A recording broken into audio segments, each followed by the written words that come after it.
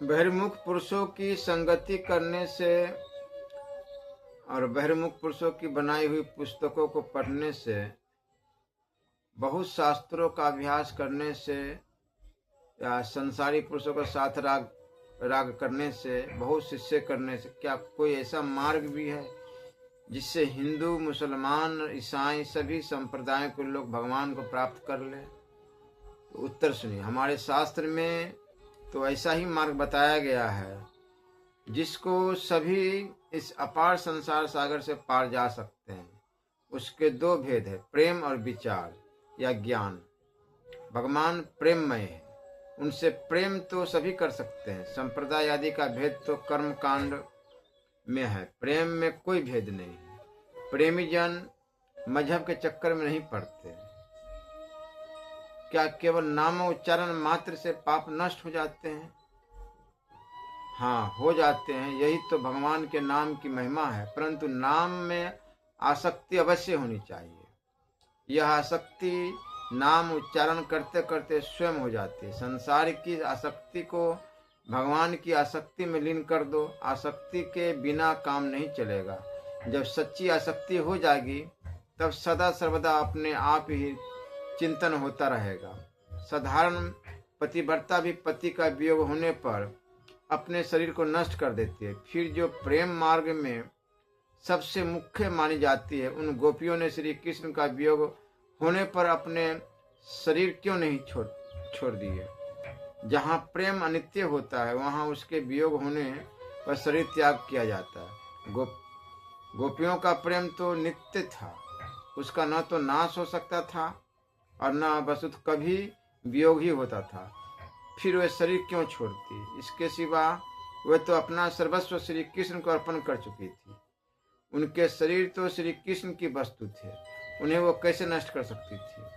तीसरी बात, उनकी प्रसन्नता तो अपने प्रियतम की प्रसन्नता में थी।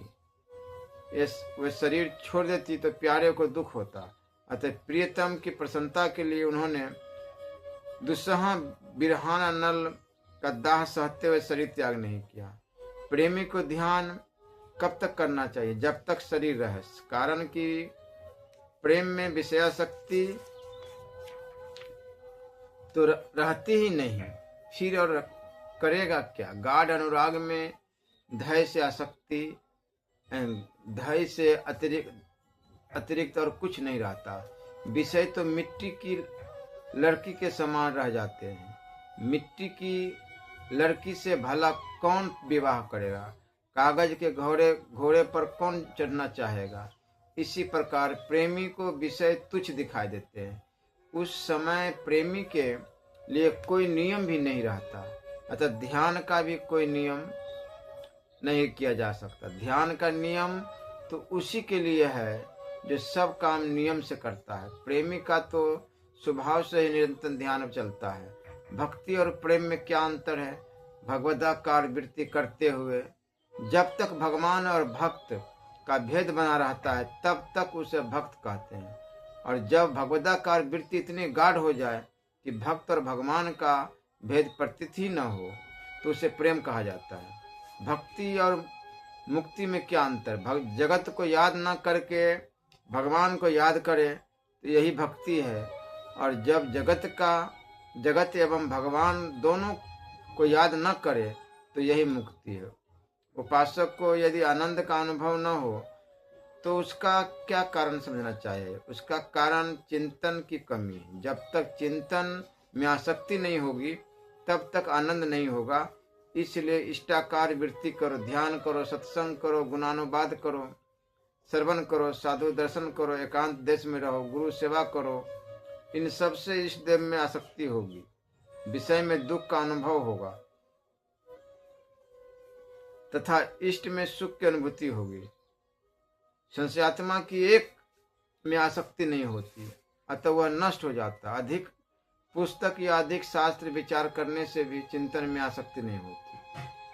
प्रेम में माया, विचार और प्रारब्ध के लिए कोई स्थान ही नहीं है। प्रेमी मुक्ति या लय होना भी नहीं चाहता। वह तो अपने उपास्य देव को अपने सामने देखते रहना चाहता है। प्रेम में कभी पूर्णिमा नहीं होती, सर्वदा प्रतिपदा ही रहती है। प्रेम जितना बढ़ेगा उसमें उतनी कमी दिखाई देगी। यदि प्रेमी में कुछ भी विचार या विवेक है तो उसमें उतनी ही प्रेम की कमी समझनी चाहिए। प्रेम का मार्ग ही निराला है, वहाँ मर्यादा कुछ भी नहीं है। भगवान में प्रेम होने पर तो घर ही जंगल हो जाता है और बिना प्रेम के जंगल भी घर बन जाता है। इसी प्रकार भगवत प्रेम न होने पर एकांत भी संसार रूप हो जाता है। प्रेम सक्रिय और अक्रिय दो प्रकार का होता है। सक्रिय प्रेम में वासना रहती है और वासना की पूर्ति होने पर वह निर्वृत्त हो जाता है।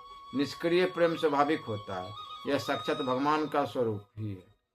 जैसे यदि कोई स्त्री अत्यंत रूपवती हो और उसे भोगने की इच्छा हो तो उसे सक्रिय प्रेम कहेंगे, यह भोगने के बाद समाप्त हो जाएगा। किंतु यदि सौंदर्य में ही प्रेम है तो उससे कभी भोग वासना का भाव नहीं आ सकता। सौंदर्य का तो कभी नाश नहीं होता, तो उसके प्रति जो प्रेम है वह भगवत रूप ही है। जैसे कोई सुंदर पुष्प है, उसे यदि देखने से प्रसन्नता हो, तोड़ने की इच्छा न हो, तो इसे निष्क्रिय प्रेम कहेंगे। और यदि उसे तोड़कर सूंघना चाहे तो यह सक्रिय प्रेम होगा।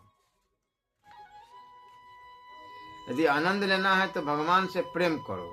पदार्थों के बनने बिगड़ने से कोई लाभ हानि नहीं है। सुरपति नरपति लोकपति जिनके भावे घास, रहे परम आनंद मगन, तजी सभी की आस। प्रेम ज्ञान को दबा देता है। श्री नारायण स्वामी कहते हैं कि नारायण दो बात सो और अधिक नहीं बात, रसकन को सत्संग नित्य, युगल ध्यान दिन रात। सचमुच इन दो बातों से बढ़कर और क्या बात हो सकती है। भगवान के बल का अनुभव प्रेम से होता है। गोपियों से भगवान श्री कृष्ण एक क्षण के लिए भी अलग नहीं होते थे। जब वर्तमान काल में भक्तों से भी भगवान दूर नहीं होते तो गोपियों से कैसे दूर जा सकते थे। शास्त्र में भी कहा है, सच है भगवान तो भक्त के अधीन है। भक्त यदि न चाहे तो वे वृंदावन से बाहर कैसे जा सकते। भगवान सर्वव्यापक तो उन्हीं के लिए है जिनकी दृष्टि में सर्व है। भगवान तो भावग्राही है, भक्तानुग्रह विग्रह है। उन्हें भक्तों की भावना के अनुसार ही व्यवहार करना पड़ता है।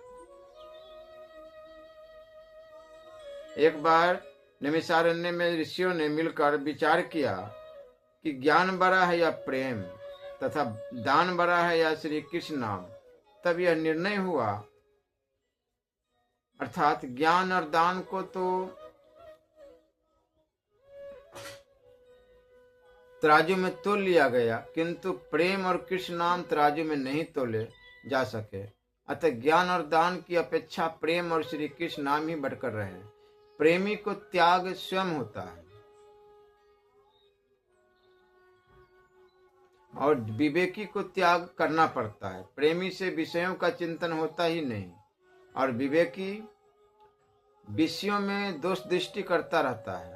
श्री नारायण स्वामी कहते हैं, विधि निषेध श्रुति वेद की, मेरे देत सब मेट, नारायण जाके हिये, लागत प्रेम चपेट। नेम धर्म धीरज समुझ, सोच विचार अनेक, नारायण प्रेमी निकट, इनमें रहे न एक। जिन भक्तों ने श्री कृष्ण चरणारविंदों को ही सत्य समझ लिया है, उनकी बुद्धि में यह भाव उत्पन्न नहीं होते कि जगत सत्य है या असत्य। वे जगत की सत्यता असत्यता के कारण श्री कृष्ण पाद पदों में प्रीति नहीं करते। प्रेम प्राप्ति ही जीवन का अंतिम लक्ष्य है। श्रद्धा भक्ति प्रेम प्राप्ति के सर्वोत्तम उपाय है और श्रद्धालु एवं अभक्त कभी प्रेमिक कभी नहीं हो सकते। श्रद्धा भक्ति का उदय पवित्र अंतःकरण में ही होता है। श्रद्धा द्वारा ज्ञान की प्राप्ति होती और ज्ञान द्वारा भक्ति की। निष्ठा शब्द भक्ति का पर्यायवाची है। निष्ठा के उदय होने होते ही प्रेम प्रकट होने लगता है। भक्त को भगवान के सिवा और किसी भी संबंध में कभी बातचीत नहीं करनी चाहिए। मनुष्य जीवन में जो असंतोष बना रहता है वह उन्नति का लक्षण है। भगवान की जब तक प्राप्ति नहीं होती तब तक असंतोष बना रहना स्वाभाविक है। जहाँ कुतर्क है वहाँ प्रेम नहीं रह सकता। अब प्रेमी वही है जिससे बिना प्यारे के एक क्षण भी न रहा जाए।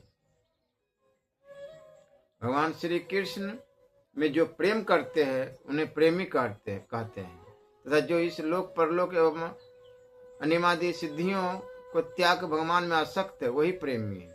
प्रेमी के अंदर काम क्रोध लोभ मोह ईर्षा आदि दोष रहते ही नहीं, वह तो प्रेम से मग्न रहता है। भक्ति का फल प्रेम है। प्रेम का स्वरूप अनिवर्चनीय है, वह मन वाणी का विषय नहीं है। प्रेम में शास्त्र का प्रवेश नहीं है। नारायण स्वामी जी भी कहते हैं, प्रेमी बिन या प्रेम की और न जाने सार, नारायण बिन जोहरी जैसे लाल बाजार। प्रेमी भगवान के ऐश्वर्य को भुला देता है, अर्थात भगवान अपने ऐश्वर्य को प्रेमी के सामने भूल जाते हैं। जिस प्रकार ग्वाल बालों के साथ वे अपना ऐश्वर्य भूल गए थे। ग्वाल बाल उनके खूब गुट्टू यानी मुक्के लगाते थे और भगवान ने उनसे यहाँ तक कह दिया कि मैं तुम्हारा ऋणी हूँ। भला भगवान किसके ऋणी है? तथापि एक नाथ जी के यहाँ उन्होंने 12 साल तक जल भरा। यह सब प्रेम के ही कारण हुआ। प्रेमी अपने प्यारे के सुख में सुखी होता है, अपने लिए वह कुछ नहीं चाहता।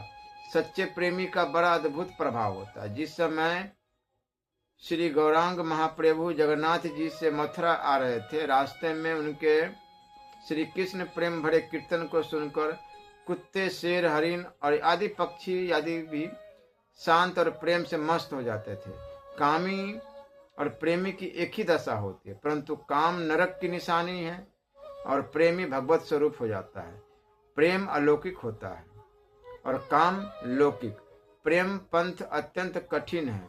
इसमें जान माल सर्वस्व लुटना पड़ता है, सभी कुछ स्वाहा करना पड़ता है। भगवत विग्रह दर्शन, भगवत चिंतन, भगवत गुणानुवाद, भगवत भक्तों के साथ सत्संग, भगवत सेवा, भगवत भक्तों की सेवा, ये प्रेम के साधन है।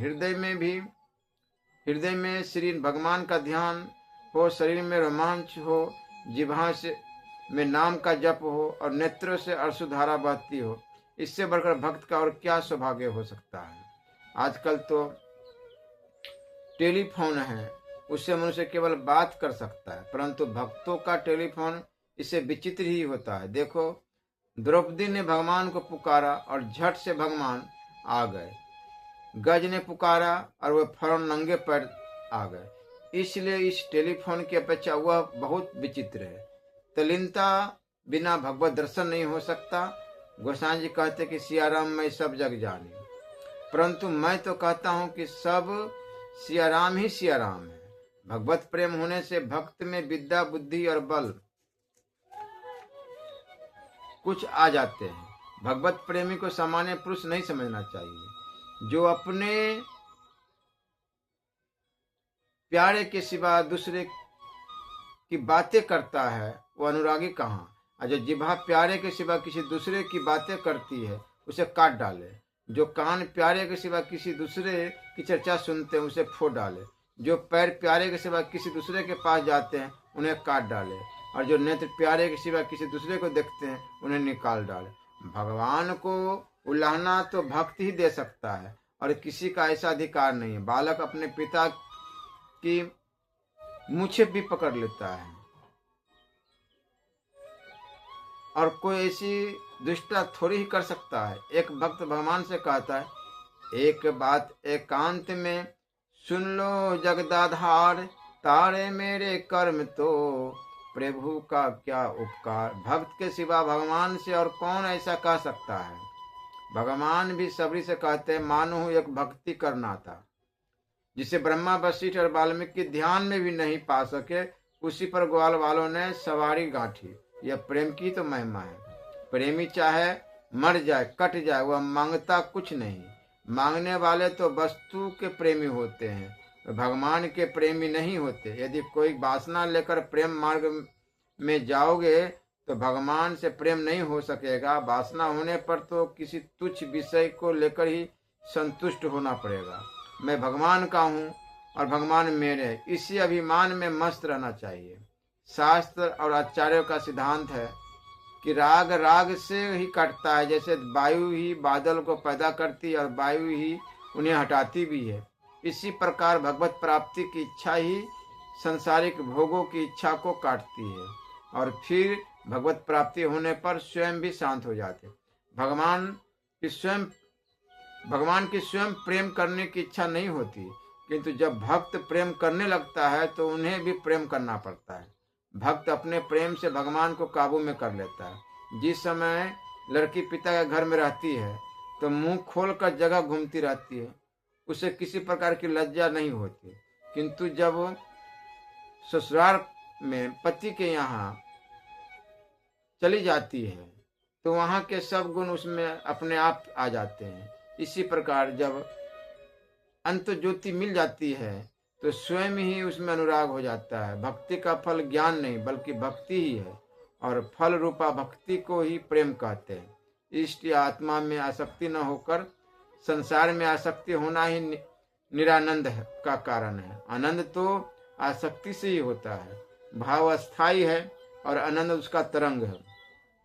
भाव होने पर ही आनंद होता है। आसक्ति का फल भाव है और भाव का फल आनंद है। भक्त भगवान को अपने सामने बुलाना नहीं चाहता, वह तो यही चाहता है कि निरंतर भगवदाकार वृत्ति रहे।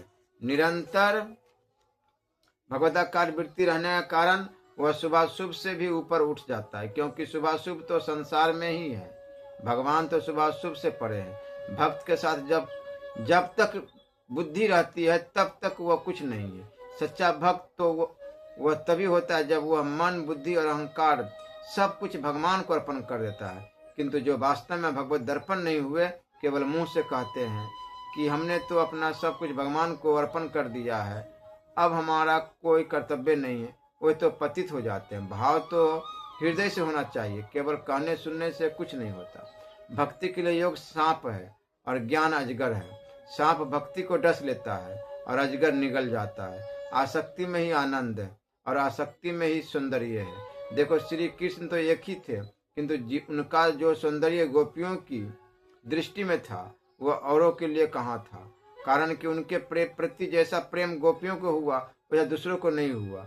इससे मालूम हुआ है कि प्रेम ही सौंदर्य है। जिसका किसी में प्रेम हो जाता है उसे वह कुरूप या अवगुणी दिखाई नहीं देता। वैराग्यवान को धन और ब्रह्मचारी को स्त्री अच्छी नहीं लगती, किंतु लोभी के लिए धन और कामी के लिए स्त्री तो प्राणों से भी बढ़कर है। अतः सौंदर्य और आनंद तो आसक्ति में ही है। यदि ऐसा न होता तो जो चीज एक को प्रिय और सुंदर जान पड़ती वह सभी को वैसी ही मालूम होनी चाहिए। सौंदर्य विश्राम और प्रकाश से आंतरिक भी होते हैं और ब्रह्म भी, किंतु जिन्हें आंतरिक सौंदर्य मिल जाता है उनके लिए ब्रह्म पदार्थ में सुंदरता नहीं रहती। इसी प्रकार आंतरिक विश्राम मिलने पर ब्रह्म विश्राम और आंतरिक प्रकाश मिलने पर ब्रह्म प्रकाश फीके पड़ जाते हैं। भगवत संबंध होने पर धर्म अधर्म अथवा पाप पुण्य नहीं रह जाते। जिसकी भजन में आसक्ति है उसे पाप हो ही नहीं सकता। यदि देववश कोई अशास्त्रीय आचरण हो भी जाए तो आसक्ति न होने के कारण उससे पाप नहीं लगता। सच्चा प्रेम एक ही जगह होता है, यह भी सब का अनुभव है। प्रेमी की पहचान क्या है, इसी विषय में श्री नारायण स्वामी कहते, रूप छके झुमत रहे तन को तनक न ध्यान, नारायण दुर्ग जल भरे यह प्रेमी पहचान। बिरद कमंडल कर लिए बैरागी दो नैन, मांगे दरस मधु करी छके रहे दिन रैन। श्री राधा वल्लभ लाल की जय।